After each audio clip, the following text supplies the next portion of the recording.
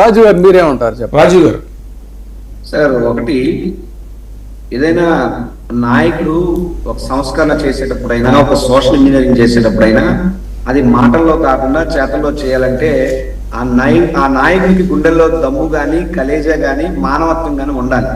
అవన్నీ మెండుగా ఉన్న వ్యక్తే జగన్మోహన్ రెడ్డి గారు. కాబట్టి గతంలో మీరు చూస్తే ఒక గొల్ల బాబురావు గారు దళిత సామాజిక వర్గానికి చెందినటువంటి నాయకుడు, ఆయన రాజ్యసభకు పంపుకోగలిగాం. ఒక ఆర్ కృష్ణయ్య గారు, సరే ఇప్పుడు మాతో ఉన్నారు, లేరు, వెళ్ళిపోయారు, అది వేరే విషయం. కానీ మేమే కదా ఆర్ కృష్ణయ్య గారికి రాజ్యసభకు పంపించింది వైఎస్ జగన్మోహన్ రెడ్డి గారు. అదేవిధంగా బీసీ నాయకుడు పిల్లి సుభాష్ చంద్రబోస్ గారు, ఒక మత్స్యకార నాయకుడు, never before in the history of Andhra Pradesh ఒక మత్స్యకారుని రాజ్యసభకు పంపించింది జగన్మోహన్ రెడ్డి గారు. సో ఇలా చూసుకుంటూ పోతే వీళ్ళెవరు కూడా ఆర్థికంగా ధనవంతులు కాదు, పెద్దగా స్థితిమంతులు కాదు. ఇప్పుడు ఉన్నటువంటి వారు ఒక రాజ్యసభ సభ్యుడు తన ఆస్తులు ప్రకటిస్తే సుమారు బహుశా భాష్యం రామకృష్ణ గారు అనుకుంటాను, నేను కూడా నా 9వ తరగతి 10వ తరగతి విశాఖపట్నం భాష్యం పబ్లిక్ స్కూల్లోనే చదువుకున్నాను, నాకు తెలియదు అంత ధనవంతుడని. సుమారు 700 కోట్ల 680 690 కోట్ల రూపాయల ఆస్తులు ఆయన ప్రకటించారు అఫిడవిట్ లో. సో అంత ధనాధిపత్యం ఉన్నటువంటి వారికి, ధనిక వర్గాల వారికి, పైరులు పెత్తందారులు చేసే వారికే రాజ్యసభ సీట్లు తెలుగుదేశం పార్టీ ఇస్తుందని చెప్పడానికి ఆ ఇచ్చినటువంటి నలుగురు కూడా ఒక ఉదాహరణ.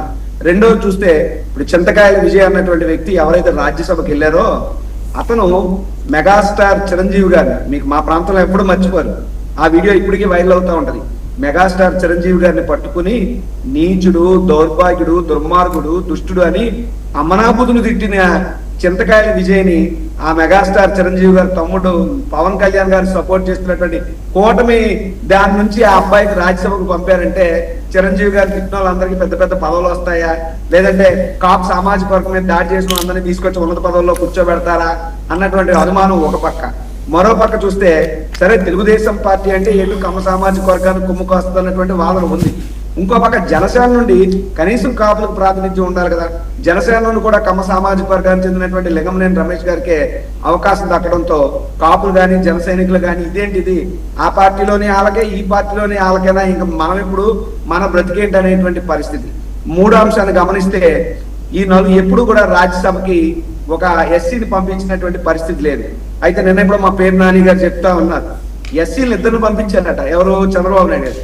నేను అనుకున్న ఇదేంటిది, ఎస్సీ అంటే షెడ్యూల్డ్ క్యాస్ట్ గొల్లబాబురావు గారిని మేము పంపాం, వీళ్ళు ఎవరు వరరామయ్య గారిని పంపలేదంటే ఎస్సీ అంటే మా దృష్టిలో షెడ్యూల్డ్ క్యాస్ట్, కానీ చంద్రబాబు నాయుడు గారి దృష్టిలో ఎస్సీ అంటే సేమ్ క్యాస్ట్. సో ఆయన సేమ్ క్యాస్ట్ లో ఇద్దరున్నారు రాజ్యసభ మెంబర్స్ గా.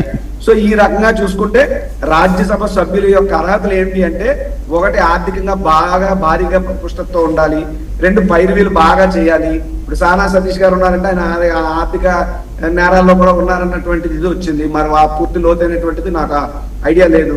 అయితే ఇంకొకటి వ్యాపారవేత్తలు అయి ఉండాలి, ఇంకా లేదంటే చిరంజీవి గారు లాంటి పెద్ద పెద్ద వాళ్ళు గట్టిగా తిట్టాలి, వెనకాతల పైరువీలు చేయాలి తప్పితే ప్రజల కోసం కష్టపడాల్సిన అవసరం లేదు, పార్టీ కోసం జెండా కట్టాల్సిన అవసరం లేదు, కష్టపడి పనిచేయాల్సిన అవసరం లేదు. కేవలం పైరువీలు చేసే పెత్తందారుల కోసం మాత్రమే రాజ్యసభ సీట్లు కూటమి పార్టీ, మరి ముఖ్యంగా తెలుగుదేశం కానీ జనసేన కానీ రెండు వాళ్ళకి కేటాయించారు.